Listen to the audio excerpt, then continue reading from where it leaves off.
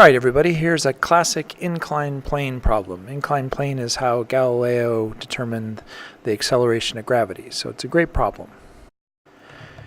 In this problem we get to know that the acceleration of the ball down the ramp is 2.5 meters per second squared, and we want to answer these questions.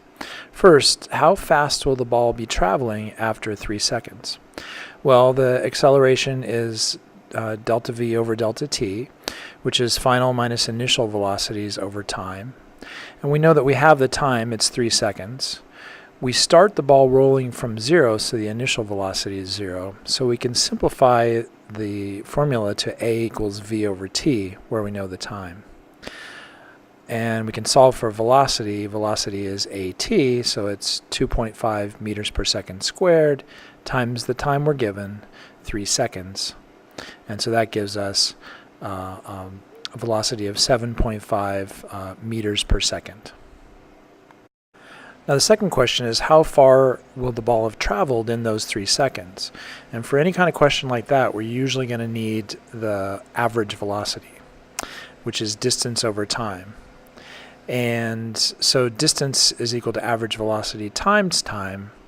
And the average velocity is going to be 7.5 meters per second plus the starting velocity 0 over 2. That's just the numerical average of those two velocities, 7.5 and 2. So the distance is equal to that average velocity, 3.75 meters per second, times the time, 3 seconds.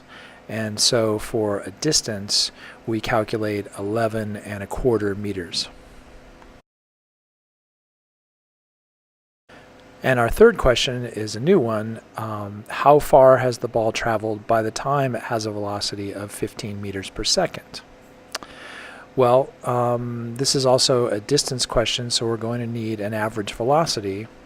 And so we calculate our average velocity by saying 15 plus 0 over 2. That's the numerical average of the starting and ending velocities.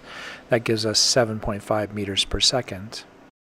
Now our acceleration is velocity over time, and that's 15 meters per second over the time is going to equal the acceleration, which we know is 2.5 meters per second squared.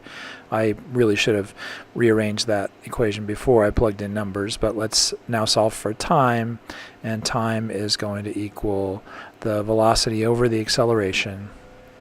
And so we get 15 meters per second divided by our acceleration, 2.5 meters per second squared, and that gives us a time of 6 seconds.